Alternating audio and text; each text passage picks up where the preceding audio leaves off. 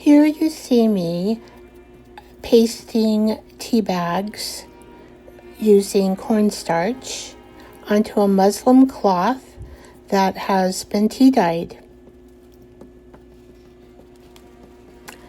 This particular cloth that you see here, that's what I'm going to make with creating a floating pocket.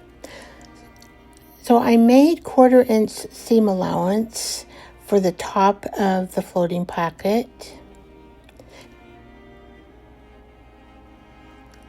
And this particular side will show at the end. And so I wanted here to make a zigzag on top of the straight stitch so it'd be pleasant to look at. A little more pizzazz.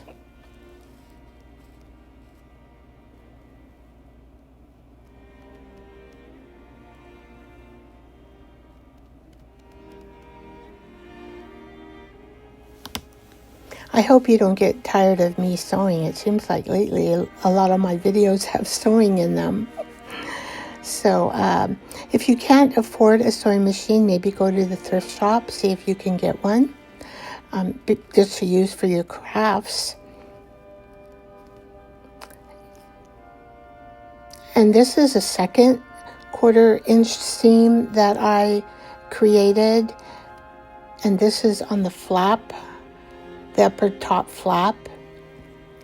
Now, for each of the 1/4 inch seams, I created them by ironing. I ironed the whole piece and cut and measured to make sure it would be squared off appropriately when I was sewing.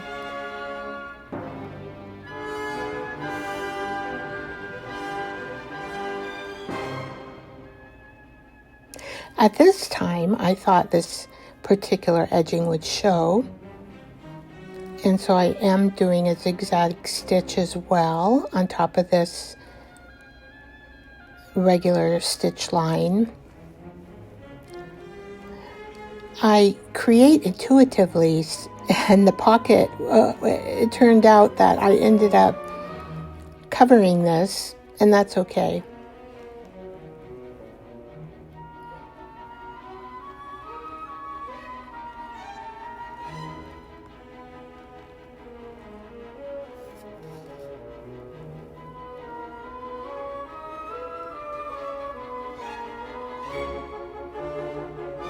And there you can see the zigzag stitching, and there you can see them on both sides. Now I need to sew up the sides of the floating pocket. And in this particular one, you'll see me stop and not go all the way up to the flap.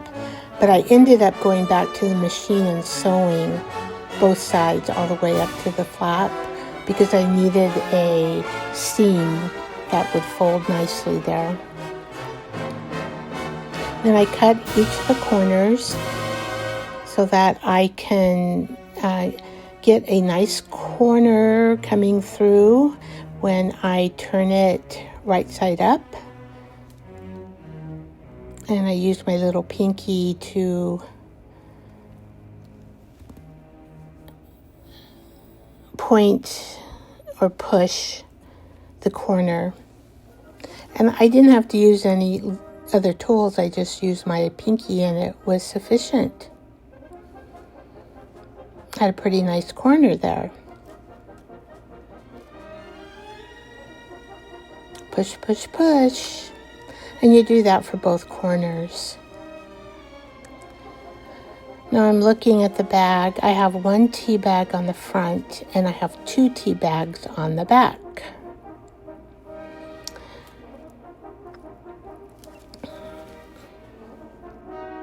Here you see me making the flap of the floating pocket become pretty. I added the tea bag ruffles that I made in a previous video, and I will put that in the description below. what I did is I glued on the ruffles, and I glued on a black ribbon, and then I glued on the lace roses. On the back, which you cannot see, which I'm checking here to make sure everything's good, I glued on a black ribbon that is the same black ribbon as in the front. And so this is why I'm saying that my zigzags would not show, because I put a black ribbon over them. But I thought it matched very well with what I was doing for the flap.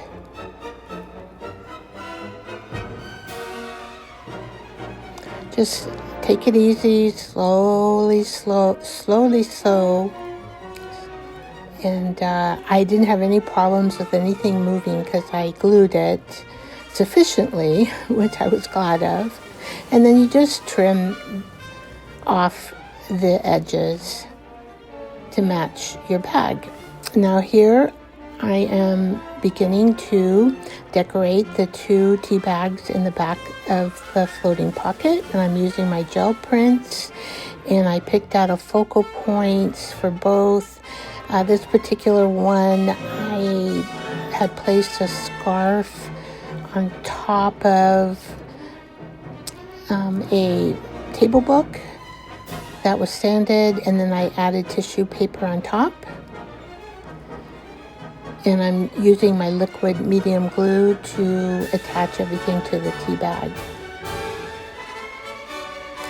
Now, somehow I got into some slow motion video, and I couldn't get it turned around. I couldn't get the speed right. It wouldn't do it. So here it is, the second one, and I basically did the same with gel prints, and then my focal point had stamped numbers on tissue paper that I applied to a back of what did I apply it to? A table book page. I can put the video of that also in the description to let you know how I made those. Now here you're going to watch me slow motion trim the flower, and I thought here I would read my poem, which is in this particular floating pocket, and I call the poem Whole. What once held tea now holds a tale, a whispered bloom, a paper sail. From sips and steam to lace and glue, a second life begins anew. No scrap is wasted, no thread is ignored. Each stained tea bag is a canvas stored. In hands that see what others miss, recycling becomes bliss. So tear and fold and stitch and grace, give gentle things in sacred place, because in art, as the soul, it's what we save that makes us whole. So as I hope through these series that I can joggle the attention of the art world to remember that we have these tea bags that we throw away, and we can actually make them into our junk journal art, or any kind of art, really.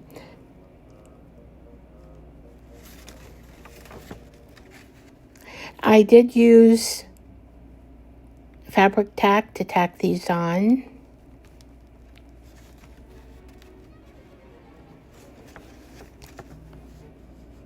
It was raining and sunshine today, and when you have tea in hand, you know, when you look out at the rain on the window and you're sipping your tea and your thoughts turn inward and you think about things that you're going to do or maybe things you change, but there's a growth that could happen. I did make some fodder with the tea bags. The tea bag was over a book page, and I made that little tiny fodder stem that's going with the flower that I had hand painted, and I will put the videos that correspond to making these 3 things that are used for decoration on the front of the floating pocket.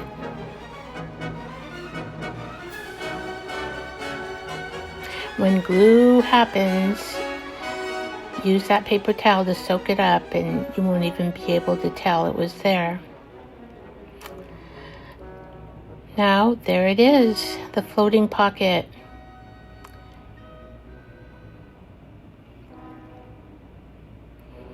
The back of it, the front of it. Now I'm putting a piece of paper, which currently holds my poem and some other thoughts that I was having about tea and rain and growth. I had since typed the information, and I printed the information on this paper that you see me folding up very slowly because I'm in a slow lapse video. Sorry about that, guys. I hope it's not too bad. Here we go to the normal. I found a place that my floating pocket goes into my journal. Thank you so much for watching, and please like, subscribe, and share. Thank you.